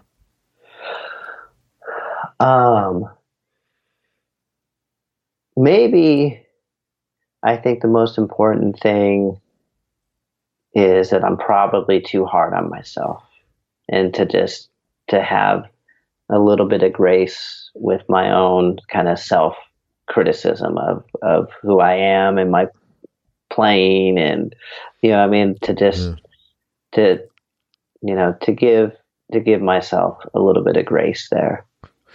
It's funny because I've been notorious like that my whole life, and I started being much kinder to other people, along my journey. Let's say maybe I recognized this in the late, just 10 years ago. Yeah. And I realized along that way, I said, man, I've got to start cutting myself slack, because I felt like limited, like my ability to give others shade and slack was limited by, I'm like, I got to stop being so demanding of me, because it's unreasonable how demanding or expectations I am of others. And for me, that was and I'm still working on it. It's not like, solve a freaking problem. Yeah, any of us that do kind of creative things, the self-critic can be debilitating. Yeah. It can be debilitating. And I think it stopped me so much in the past from really wanting to live my dreams. Yeah. And because, and that is nobody's fault, nobody's fault but mine, really. Ultimately. I mean, at this stage, it might have been someone else's fault, but like as an adult, you can't you can only, well, I had a tough childhood. That's why I went out and murdered 8 people, man. Well, but that's what like is really bothers me. Like when I hear stuff like that, like, man, most people have tough childhoods, with rare exception, Yeah. You do. And I think that's, I think we, kind of touched on this last time we spoke a little too, is that you accept it, but then as you kind of enter different stages of your life, you realize, okay, regardless of how this happened, I have to accept the fact that this is how I am, and then what am I going to do to deal with it? And you really got to dig in and do the work yourself to kind of solve some of those issues if they're there. And you can rewrite your own ending as long as you actually go, decide to rewrite your own ending, your own script. Yeah. Faith in that way, in your goals. Yeah. And that you can accomplish your goals. We don't have to get even overly, like spiritual. No. But like having faith in your goals and kind of the intention behind them can be just so powerful, and just then taking the daily work to just walk towards them. Yeah. You don't have to always run. But if you're every day kind of slowly walking towards them, it's surprising, like after 6 months, a year or whatever, how much things can change. I'm always shocked by that myself. That's another thing I learned. I had a bunch of clients that I worked with, and I noticed, I'm like, man, this guy never puts pressure on himself, and he moves slow, but he gets everything done. And I learned from watching a couple of those clients, I'm like, man, and I'm the kind of guy, I'm like, no, I'm going to stay up for 7 days straight and make it happen. And like, it never freaking happens, and I'm like, wow, why do I kill myself to get a non-result when I could just like enjoy the process? And like what you just said, a little bit every day is great. It is. It really is, because, it's just like, imagine if you're a novelist or something and you just go, hey, I just need to write 1 page a day. Right. After a year, you can have like 400, pages. Great. That's a lot of manuscript. Ton. That's extremely prolific, or if you just, as a guitar player, if I write 2 new riffs or 2 new song ideas a week, I mean, that's a lot. At the end of a month, you have 8 ideas, those are just, it's like, it doesn't have to be 100 over a year. Yeah. That's a lot. It's a lot. So the lesson, boys and girls, is forgive yourself and go slow and have fun. No, but when you're too worried about, I think now, and I guess what it gets into, kind of a larger thing that I was kind of hitting on with that, because the self-critic, is fed, by kind of modern culture. And so we all see, you do, I do, because you and I both do things that a public consumes. So you got to look at, wow, look at this person that says my podcast sucks, says I ask stupid questions. Or, this person says, wow, Jeff's guitar playing is horrible, his sound sucks, and I like Tony McAlpine better, or whatever, you know what I mean? Whatever they're going to say, you know what I mean? And that feeds into, it's hard. Like when you're sitting there trying to evaluate your own work and go, well, does this suck? Am I really, should I not put this out because maybe I need to practice 5 more years before that person's going to think that I'm good enough to play or, and so, I think that can be extremely debilitating. Yeah. And that's something that, like I said, and I think from, I was still getting over residual, almost like graduate school type of mentality, because, I was in a situation where dealing with like super brilliant intellectuals, from all over the world. And then, my colleagues in my department, my fellow students were amazing. And so always felt like this, like, oh my gosh, I need to read more books. I need to spend more time writing this. And then if you get, harsh criticism from one of your advisors about something you've done, it's, and I think that, and I think, learning, you have to learn not only how to accept the criticism and use it, but then also not let it kind of, like I said, feed that internal critic to where it becomes debilitating. And so that's a hard balance. I mean, it's hard for everybody. Every single person has to deal with it. So I think, like I said, there's no easy solution, but I think just even being aware of it and being aware that it is kind of a voice inside your head that you can kind of objectively kind of view and look at and see what it's saying, and then try to create some distance from it, I think is just kind of a powerful concept. One thing that did help me is I learned, and I think I learned this from my business, from doing so many different projects over the years, and many of them do not work. I learned not to don't be vested in the outcome. Because if I found when I vested in the outcome, I wasn't paying attention to the daily things that I could probably get a lot out of, and B, like I wasn't present, man. I was thinking about the end, and there's no way I could have been present. And I knew that if I wanted to stop worry, anxiety, and all that shit, I had to be here. So I just said, whatever the outcome is, okay. And I really try to, and I have little notes around, be present. That's what they always say, like, you got to trust the process, right? Yeah. And I just surrendered to that because I was like, I was literally like a surrender because like this other shit ain't working. And it really is true, those things that people say, like it's the journey, not the destination, and all those types of things. And it's tough though if you're goal oriented, man. Yeah. It can be. It can be. That's why for me, as even as a player, you start going like, well, you have to deal with so much of kind of how the culture perceives you as a person. I mean, I'm 45 years old. Most guitar players have already peaked. Maybe they peaked when they were 25, 30 years old, and then they're just kind of riding out kind of a success that they created early. Where me, I didn't have that narrative. I started I was already 33, when I joined the band. And then I it was like kind of a new musical life for me. And now, I definitely know that I play better today than I did back then. And so it's like it's strange because, I have to deal with like, well, I'm an older person. I'm not 25, and so to go but I think music's never been more receptive to difference than it is now. And so I think that's where you have to have kind of faith in the way that music culture has changed, and that, there's an audience out there for everybody if you kind of work on developing the relationship. And that's why I go back to these players that we were talking about earlier, Vi, Satriani, where they make weird music. They make really weird music. Idiosyncratic music. Music that's specific to them. Yeah.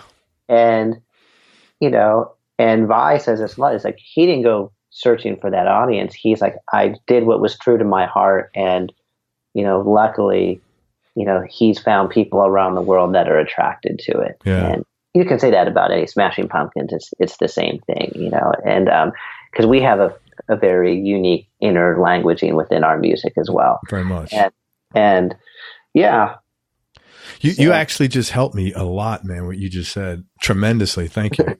Because I do this to myself all the time. I'm like, I've got this new project. I'm 55, blah, blah, blah. And when you were saying that, I was like, wow, and I don't mean this I was like, he's so silly. I mean, I would never think anything about what you're talking about. And I'm seeing myself. I'm like, wait a minute. Why did you do that?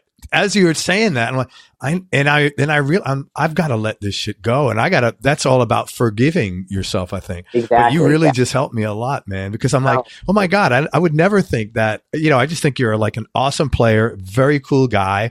I would like your age never would ever like, I would never look at you and say, why isn't this guy further ahead?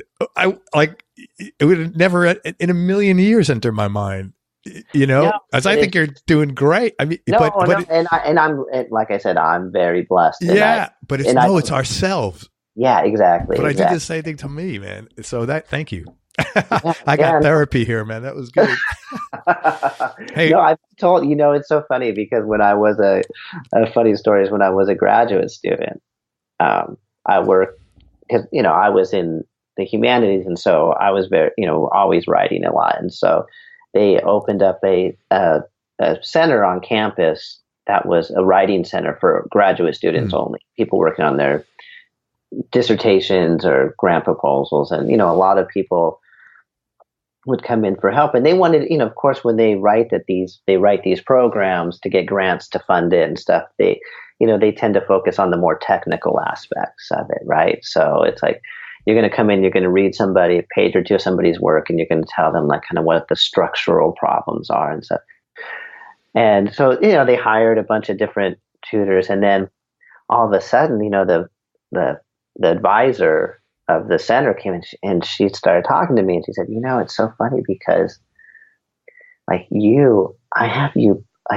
I don't have enough space for you because people keep on booking appointments with you. Oh, that's awesome, man. They won't take appointments with the other counselors. And because what I quickly realized is I'm like, look, if you're smart, because I looked at myself and what were my issues that I dealt with, and I thought about, look, if you're smart enough to get into UCLA doctorate program, right?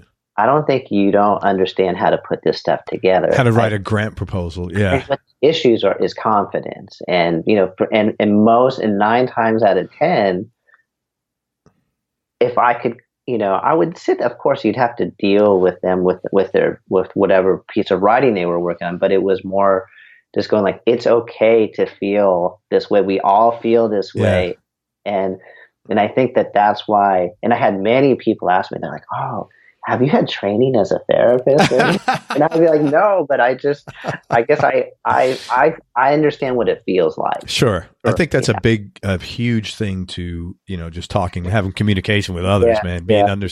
Having been around the block a little bit definitely helps. Yeah. Hey, and I think, okay, go ahead. No, what were you going to say? No. I think I said, being a musician is no different, that we, and I think you realize even the most successful and famous, musicians feel those same things from time to time. Everybody does, man. We're all people, except maybe Yngwie Malmsteen. He always seems to be like, he's always, and I love him, but he's into his trip. He is into his trip, man. Yeah.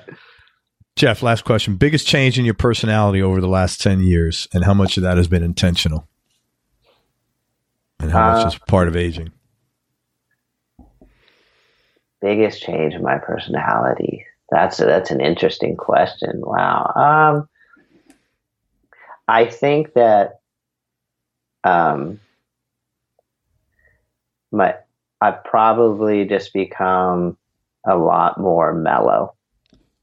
That I'm very, like, I get angry about things, but I learn how to deal with it better. Like, I haven't, broken a guitar or in a long time, where you do not come across as the El Kabong guitar smashing type. I've done it a few times. That's great. Times, but I think like just learning to just let things pass. Yeah, it's less stressful, man. Path of least stress.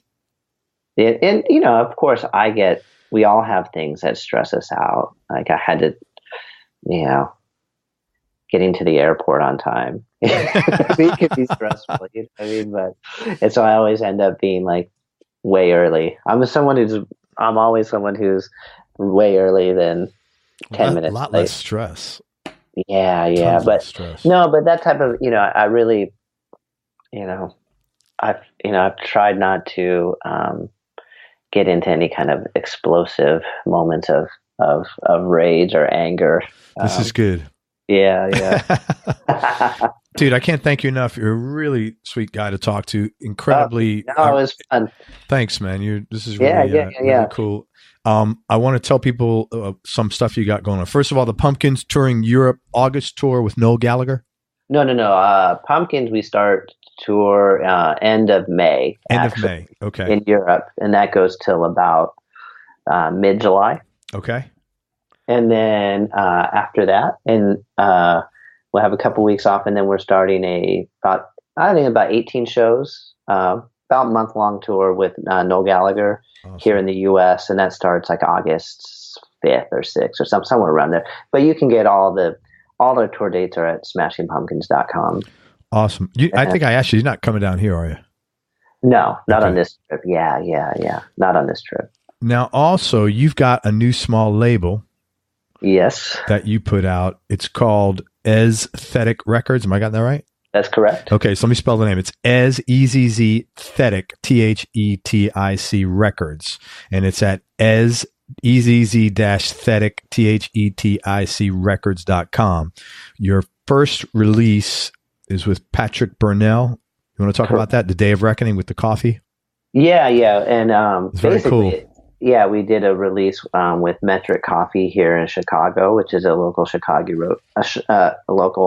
coffee roaster that I became friends with the owner, Xavier Alexander, and I'd wanted to kind of start like basically a small label that put out experimental guitar music, very left of center, not trying to put out mainstream rock music or pop music or anything. It's just for very strange things that types of records that have inspired me over the years. I really love all that kind of whether it's Thurston Moore noise kind of records and stuff. So I wanted, and so we put out this record by Patrick Burnell called Day of Reckoning, and Patrick Burnell is a friend of mine, but I think musically he comes from more of like a doom metal type of background, but he made this very kind of strange, it's almost like a flamenco guitar record, but only the way like a heavy metal guy, right? So it's like, and it starts off fairly standard. Then by the end, it gets to be a really strange, trippy record. And and so when he first started playing me some of the tracks, I was like, wow, this is really cool, and I just knew pretty quickly, like, this is going to be the perfect first release for aesthetic. And so we just went about. It was released. The physical is only released on cassette, and but it's up on all digital platforms, Spotify, Apple Music, and you can stream it for free. So if anybody's interested in checking it out, I think we may have a few more, but it might be pretty close to sold out. But we made some physical box sets with Metric, and it comes in a beautiful box that has the album artwork, and then you open up and it comes with a coffee that I chose from Honduras, a single origin coffee bean that's beautiful. It's a natural processed bean, which means if you're into coffee, it means that they let the fruit that the coffee beans come from dry on the bean and then wash it afterwards. So it kind of gets like a different flavor profile than most of the time coffee beans. They remove all the fruit and then wash them. And these are allowed to dry with the fruit on them for a while. And so it's a very unique, very fruity, floral flavor profile.